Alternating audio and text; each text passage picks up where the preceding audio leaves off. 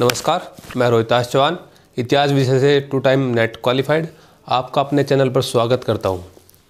आज के इस कार्यक्रम में हम जो पिछली श्रृंखला हमने शुरुआत की उसको आगे बढ़ाते हुए अगला टॉपिक को अध्ययन करेंगे। तो पिछले अध्याय में हमने भारत में यूरोपियों का आगमन के जो प्रथम कंपनी भारत में आई थी पुर्तगाली, उनके बारे में विस्तृत रूप से अध्ययन किया। आगे की इसी श्रृंखला में हम जहाँ से सबसे ज़्यादा जो फ्रीक्वेंसी क्वेश्चन की बनती है इस चैप्टर में, जो प्राय एक क्वेश्चन लगभग हर एक कम्पिटिटिव एग्जाम में आता है, तो वो जो बनती है फ्रीक्वेंसी वो बनती है आंग्ल फ्रेंच संघर्ष के बीच से, आंग्ल फ्रेंच संघर्ष के बीच से, जो कर्नाटक युद्ध के नाम से भी जाना जाता है। तो एज इट इज़ यहाँ से क्वेश्चन आ जाता है कि ये युद्ध विशेषतर संधि से संबंधित, या ये युद्ध किस किस के बीच हुआ, या इसमें कर्नाटक जो संघर्ष हुआ वह किन 2 यूरोपियन कंपनियों के बीच का एक संघर्ष था। अक्सर यहाँ से क्वेश्चन पूछा जाता है। तो शुरू करते हैं आंग्ल और फ्रांस संघर्ष से। तो आंग्ल फ्रांस संघर्ष जो हुआ वो 3 बार इनका भारत में संघर्ष हुआ, जिसका प्रथम जो शुरुआत हुई वो 1746 से लेके 1748 के बीच हुई। फ्रांसीसियों की अपनी महत्वाकांक्षा थी और अंग्रेज़ों की अपनी अलग थी। दोनों चाहते थे कि भारत पे अपनी प्रतिबद्धता जताए। उधर 1740 में यूरोप में एक ऑस्ट्रिया नामक एक कंट्री है, उसमें उत्तराधिकार को लेकर एक युद्ध छिड़ गया। तो उसकी सूचना जैसे ही भारत पहुंची, भारत में जो पांडिचेरी थी एक फ्रांसीसी बस्ती थी, और मद्रास जो एक प्रोमिनेंट सेंटर था वो अंग्रेज़ों का था। तो वहाँ पे उस समय जब भारत उसकी सूचना पहुँची तो भारत का जो फ्रांसीसी गवर्नर था वो था डुप्ले। कौन था? डुप्ले। और जो मद्रास में था उनका गवर्नर था वो था निकोलस मोर्स, जो अंग्रेज़ों का गवर्नर था। तो जब यहाँ पे वो, लेकिन डुप्ले जानता था कि अभी जो फ्रांसीसी है वो अंग्रेज़ों से श्रेष्ठ नहीं है नौसैनिक शक्ति में, और ये चाहता था कि अभी युद्ध को और टाला जाए। तो इन्होंने अंग्रेज़ों से सामने एक प्रस्ताव रखा कि हम भारत में एक तटस्थता की नीति अपनाएंगे। तो लेकिन निकोलस मोर्स को जानकारी मिल गई थी कि उसकी एक अंग्रेज़ जो सैनिक था उसकी अध्यक्षता में एक उनकी सहायता के लिए भारत जाजी बेड़ा आ रहा है। तो उसको इसके प्रस्ताव को स्वीकार नहीं किया। तो डुप्ले ने क्या किया फिर, उस समय जो एक कर्नाटक का जो नवाब था अनवरुद्दीन, उसके समक्ष प्रस्ताव रखा कि आप अपने क्षेत्र में युद्ध न होने दें। तो जब कर्नाटक का नवाब था अनवरुद्दीन, अंग्रेज़ भी इसको रुष्ट नहीं करना चाहते थे। अंग्रेज़ भी, तो अनवरुद्दीन ने आदेश दिया अंग्रेज़ों से कि इस क्षेत्र में कोई भी युद्ध से कोई भी हानि नहीं पहुंचनी चाहिए। तो अंग्रेज़ों ने भी स्वीकार कर लिया। टाइम मिलते ही डुप्ले ने एक जो मॉरिशस था, मॉरिशस में भी एक फ्रांसीसी बस्ती थी, मॉरिशस में भी फ्रांसीसी बस्ती थी, और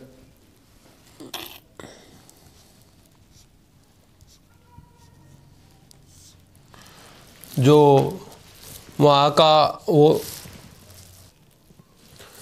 तो जो फ्रांसीसी एक बस्ती थी मॉरिशस, वहाँ का जो गवर्नर था वो था ला बार्डूनो। कौन था? ला बार्डूनो।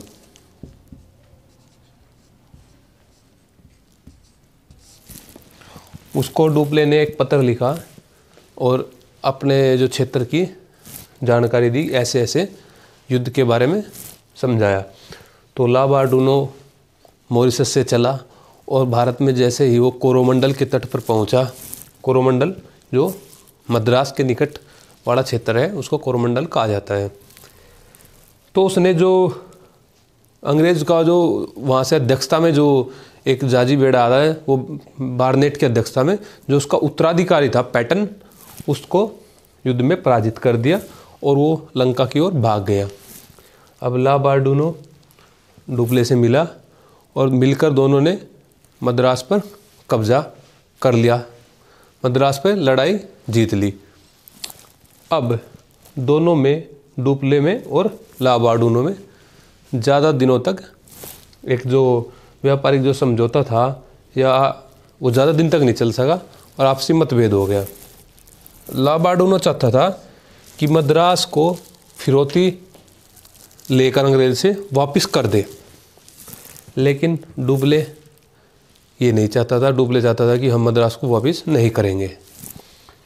तो फिर भी इसने ला बार्डूनो ने अंग्रेज़ों से एक आपस में समझौता किया और कुछ राशि, कई किताबों में 4 लाख पाउंड के समथिंग, कई में कुछ, तो लेकर वापस चला गया।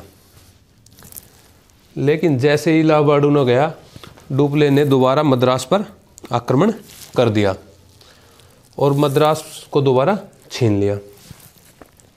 अब अनवरुद्दीन जो था कर्नाटक का नवाब, उसने कहा, एक समझौता हुआ था डुप्ले के साथ कि डुप्ले ने कहा था कि मैं जैसे मद्रास को छीन लूँगा अंग्रेज़ों से और आपको दे दूँगा। ऐसा नहीं किया, तो इसने, अनवरुद्दीन ने अपना, इसका जो पुत्र था महफूज खान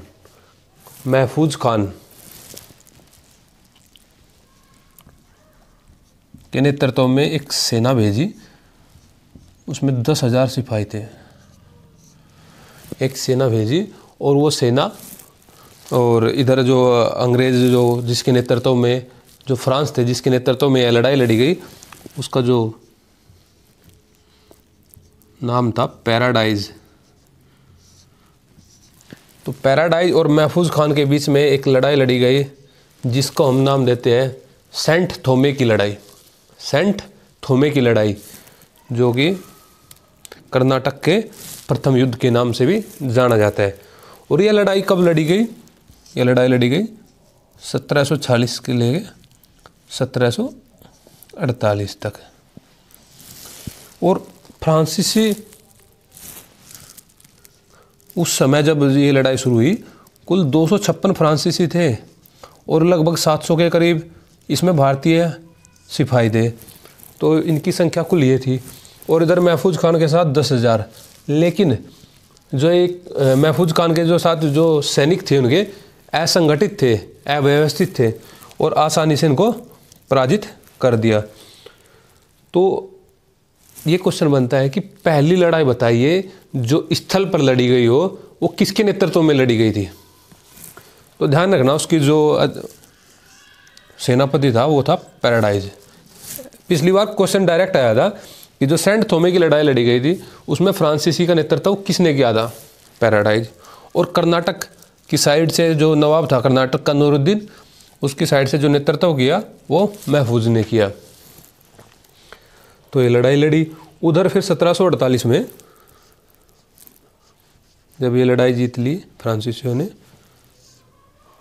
उधर 1748 में यूरोप में एक संधि हो गई, जिस संधि को हम बोलते हैं एक्स ला सैपल की संधि।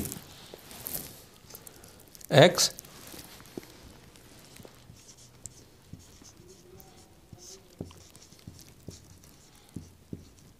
ला सैपल की संधि। तो इस संधि के फलस्वरूप क्या हुआ, उधर जो अमेरिका में जो अंग्रेज़ों ने एक लुइसबर्ग जो शहर जीत लिया था, वो तो फ्रांसीसियों को दोबारा मिल गया। और भारत में जो मद्रास फ्रांसीसियों ने जीता, वो दोबारा अंग्रेज़ों को दे दिया गया। ये संधि संपन्न हुई। और भारत में जैसे यूरोप में लड़ाई संपन्न हुई, तो भारत में भी लड़ाई को बंद कर दिया गया। लेकिन अंग्रेज़ों की और फ्रांसीसियों की अपनी अलग अलग महत्वाकांक्षा थी, एक दूसरे के व्यापारिक हित को नुकसान पहुंचाते थे। तो उन्होंने, लेकिन मजबूरी बस समझौता करना पड़ा। उसके बाद तो पहली संधि क्या थी? एक्स ला सैपल की संधि कब हुई थी? 1748 में। 1748 में। दूसरी बात,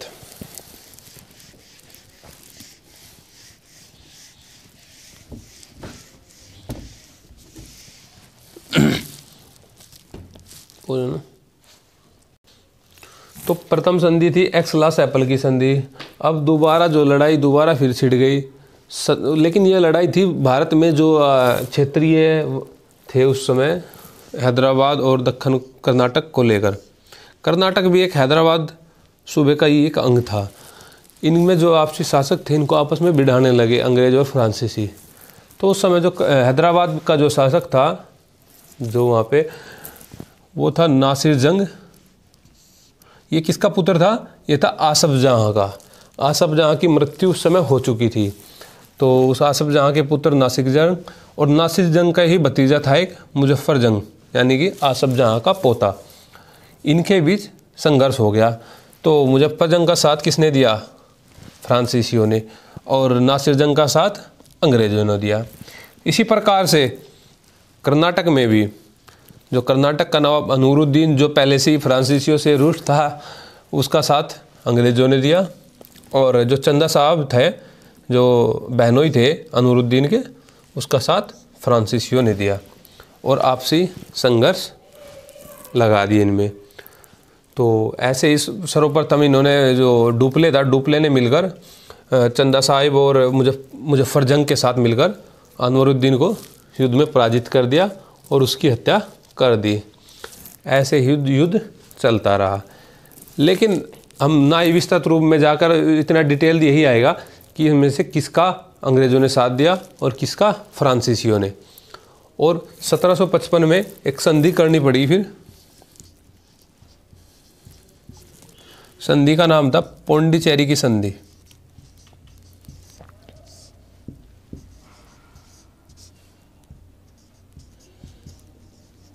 पौंडीचेरी की संधि। तो डायरेक्ट क्वेश्चन आता है कि भाई पौंडीचेरी की संधि कब हुई थी? तो ये हुई थी 1755 में। अब इस समय तक जो राजनीतिक पृष्ठभूमि थी वो फ्रांसीसियों की पूरी बदल चुकी थी। डुप्ले वापस अपने देश जा चुका था। उसके स्थान पर गोडेहू नामक जो गवर्नर के रूप में फ्रांसीसी वो आ चुका था। डुप्ले की एक जो ब्रॉड विजन था और एक बहुत बड़ा दक्ष कूटनीतिज्ञ था डुप्ले। तो अब गोडेहू आ गया और संधि होगी पौंडीचेरी की संधि। किसके नेतृत्व में? गोडेहू के नेतृत्व में। लेकिन ज़्यादा दिन तक ये संधि जो शांति की संधि थी वो ना चल सकी और 1756 में ही उधर यूरोप में एक सप्तवर्षीय युद्ध छिड़ गया। 1756 में। कब शुरू हुआ था सप्तवर्षीय युद्ध? 1756 में। और ये 7 सालों तक चला, 1763 तक। और इस युद्ध में अब निर्णय ये होना था कि भारत पर राज ब्रिटिश करेंगे या फ्रेंच लोग करेंगे। उधर 1760 में एक वाड़ी वंश की लड़ाई भी लड़ी जाती है यूरोप में। वाड़ी वंश की लड़ाई, ध्यान रखना उसको, 1760 में। और इसी बीच में 1756 से 1763 के बीच में जो भारत में जो राजनीतिक पृष्ठभूमि थी वो अंग्रेज़ों की बिल्कुल बदल चुकी थी। क्योंकि 1757 की जो प्लासी की लड़ाई थी जिसमें सिराजुद्दौला को क्लाइव ने पराजित कर दिया था और अपना जो कब्जा बंगाल पे जमा लिया था, उससे आगे अब धीरे धीरे उन्होंने उसके बीच में 1700, हालांकि वो तो 64 की बात है, बक्सर के युद्ध में जब उन्होंने विजय पाई और भारत में अपना एक प्रभुत्व कायम किया। और इस समय क्या हुआ, जो फ्रांसीसी जो गवर्नर आए वो डुप्ले जितने महान कूटनीतिज्ञ नहीं थे। तो फ्रांसीसियों की हार का एक मुख्य कारण यह भी रहा। एक फ्रांसीसी जो शासक, ये जो गवर्नर थे या कंपनी थी, ये एक स्वायत्त कंपनी नहीं थी। उनके आदेशानुसार ही कार्य करते थे। जो फ्रांसीसी सरकार जो आदेश करती थी वहीं से ये कार्य करते थे। और 1763 में जब अंतिम संधि हुई, जिसको हम बोलते हैं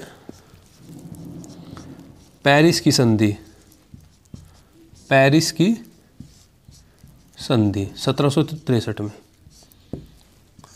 इस संधि अनुसार बस ये शर्त रखी गई कि अब जो फ्रांसीसी हो गए, ये अपना जो नियंत्रण है भारत में वो पौंडीचेरी तक ही इनका सीमित रह गया। कहाँ तक? पौंडीचेरी तक ही। और भारत में अंग्रेज़ों का प्रभुत्व कायम हो गया। और एक अंग्रेज़ों ने अपनी जो नीति अपनाई वो आगे हम देखेंगे। अब इसी कड़ी में ये जो थे हमारे 3 कर्नाटक युद्ध के नाम से जो उनकी आंग्ल फ्रांसीसी संघर्ष के नाम से भी जाने जाते हैं, हमने देखे। आगे इसी श्रृंखला में हम जो हमने पीछे डच थोड़ा बहुत ही कभी कभार आता है क्वेश्चन, लेकिन फॉर द प्रिकॉशन हम उसको देख लेंगे। डच के बाद फिर हम डेनिश भी देखेंगे, और जो थोड़ा सा जो फ्रांस का, ये तो हमने कर्नाटक संघर्ष पढ़ा, और जो फ्रांस की जो बस कंपनी स्टैब्लिश हुई उसके बारे में हम देखेंगे। और फिर ब्रिटेन को हम विस्तार से करेंगे, और फिर ऑब्जेक्टिव क्वेश्चन जो MCQs है उसको करेंगे, जो प्रीवियस ईयर कहीं भी आए हुए हैं इस चैप्टर से संबंधित। तो दोस्तों नमस्कार, आपको ये वीडियो अच्छी लगी तो प्लीज़ आप इसको शेयर और सब्सक्राइब ज़रूर करना।